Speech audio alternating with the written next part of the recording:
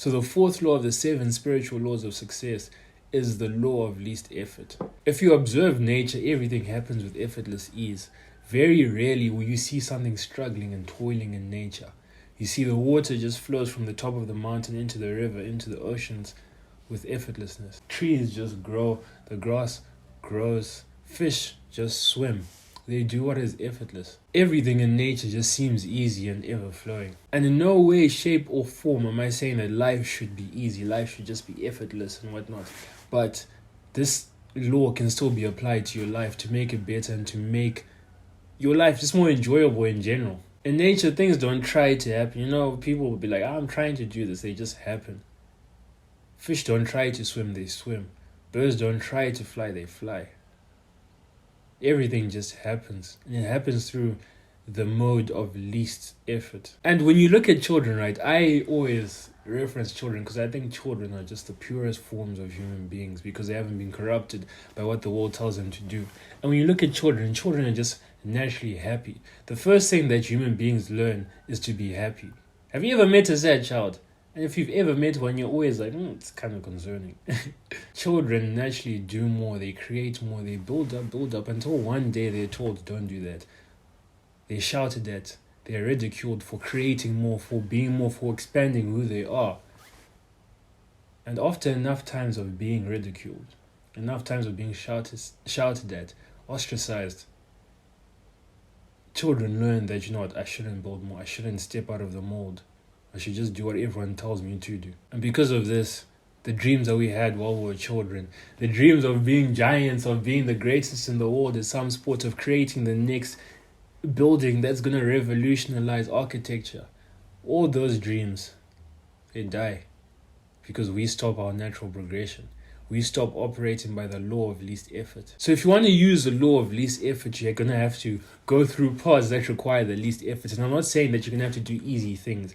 But for the least efforts to be expended while doing something, it has to be motivated by love. And I have the best example for this. Let's say you're doing something like cooking, right? If you're cooking for people you hate, that action requires so much energy. It requires just endless toil on your part. You're like, why am I cooking for this person? They don't even appreciate what I'm doing. I'm going to stop doing that. But as soon as you start cooking for someone that you love, someone that you genuinely want to do something for, where it is a genuine desire of you to just make their life better, cooking now becomes enjoyable. Cooking now becomes an activity that requires minimal effort. See, I tell my friends that I cook every day. Some days, I'm not going to lie, some days cooking is just toil. But on the days that I remember that, I'm cooking for my family and I love my family, it's easy. I used to fight with my sister saying, you should cook on this day, cook on that day, cook on whatever. Now I don't, because it's like, it's a way in which I can serve my family. And yes, people may say, you're wasting time, you should be focusing on other things. And perhaps I should. But yeah, cooking is cooking, I guess. See, and then on the opposite end of the spectrum, when you're motivated by power, control, hatred, you expend a lot of energy because those emotions, they take away energy. All emotions over time, they accumulate. The difference between love and the other things of like a desire for power, control, or hatred is that love accumulates and multiplies positively and it adds to your energy. Whereas these other things of like a desire for control, a desire for, malice, hatred, they do accumulate, they do multiply. But that accumulation and multiplication happens outside of you. So the energy is being taken away from your body. So essentially, if you operate based on love and just a genuine desire to do something, right? Energy comes into you. If you do the opposite, energy goes away from you. So right now, 99.9999% of people have energy that they're wasting. And the biggest waste of energy is the upholding of your ego. You see, you're trying to defend certain beliefs, trying to defend who you are, trying to defend things, and that just takes a lot of energy when you can just be who you are. Have you ever gotten into an argument where you're just arguing about why you want to do something, arguing about the path you're going to take? When I was explaining to my parents why I didn't want to go to uni, like every second day I was just arguing with them. Every second day I was just defending what I believe in, defending the path that I was going down. And it was draining. During those times, I made no progress because so much of my energy was just going towards defending everything, defending my ego or whatnot, trying to prove that, guys, this plan is smart, instead of actually just doing the plan, actually being what I told them I would become. And a quote in the book is, most of our energy goes into upholding our importance. If we were capable of losing some of that importance, two extraordinary things would happen to us. One, we would free our energy from trying to maintain the illusory idea of our grandeur. And two, we would provide ourselves with enough energy to catch a glimpse of the actual grandeur of the universe. I think the best lesson I've learned in the past 8 months or so is to just stop excessively defending myself, defending my beliefs, defending what I want to do.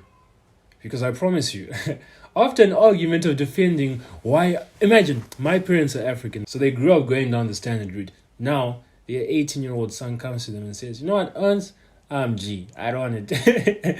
I'm going to go that way. Yes, no one's ever done that before in this country, but hey, I'm going to go that way. And imagine explaining that, trying to prove your point to someone who's had like 50 years of conditioning or just reinforcement about a certain path. And I'm not saying one path is better than the other, but it just depends on what you're trying to achieve. So the point of all of this is that it took so much energy to try explain, to try defend TJ! Try defend my point of view, that after arguments, I wouldn't even have time to work.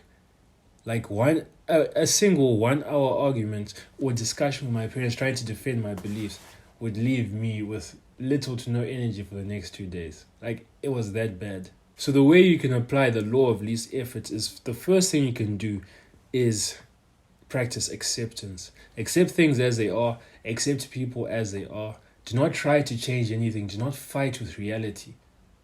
When I say don't fight with reality, I don't mean don't try to change your circumstances in the future, but to merely accept what is in the present. Because if you want to change your future, you have to operate in the present. You have to accept what is going on in the present. You have to be truthful to yourself.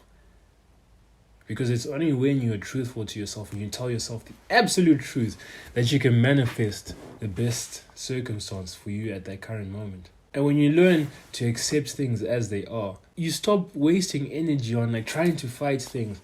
And that energy that you would have used trying to fight up things can be channeled into actually creating a life that you want. The second way you can implement this in your life is by practicing responsibility and taking responsibility.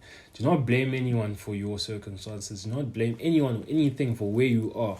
Simply acknowledge where you are and take responsibility. It is your responsibility, not your mother's, not your brother's, not your best friend's, but your responsibility to get out from where you are.